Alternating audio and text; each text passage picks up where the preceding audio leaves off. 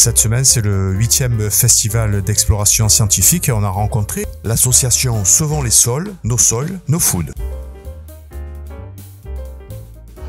Alors, Sauvons les sols, c'est un mouvement qui est international, qui est mondial. Nous sommes 19 millions de bénévoles à travers le monde et nous participons à des stands, comme aujourd'hui, pour sensibiliser les gens sur l'état de dégradation des sols. Alors, quelle est la solution?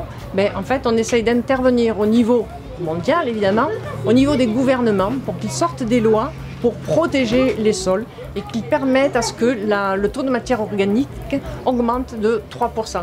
Sachant qu'aujourd'hui, dans certaines régions, on est à 1%, 1%, il n'y a plus de vie, 1,5%, il y a encore de la vie, mais le problème, c'est que la qualité nutritionnelle n'est plus au rendez-vous.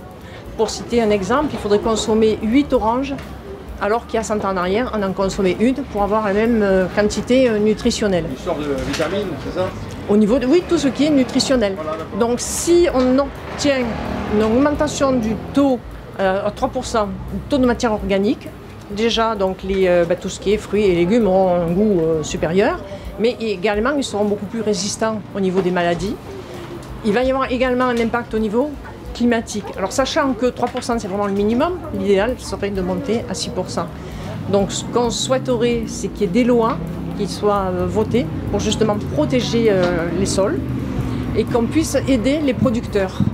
À partir du moment où ils respectent justement ce taux de 3%, au lieu, on va dire, de donner des subventions pour mettre des produits chimiques, donner des subventions aux producteurs qui permettent une amélioration de la qualité des sols. Bon, si un message à faire passer au ministre de l'Agriculture ou au ministre...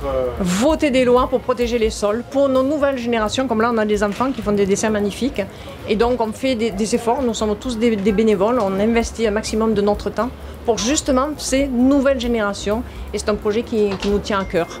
Ce qui est important à Lumexport, c'est de parler d'exploration et de voyage. Or les artistes voyagent, donc quand ils voyagent, ils réalisent des œuvres, soit des carnets qui rendent compte de leur voyage, soit des œuvres inspirées par les voyages.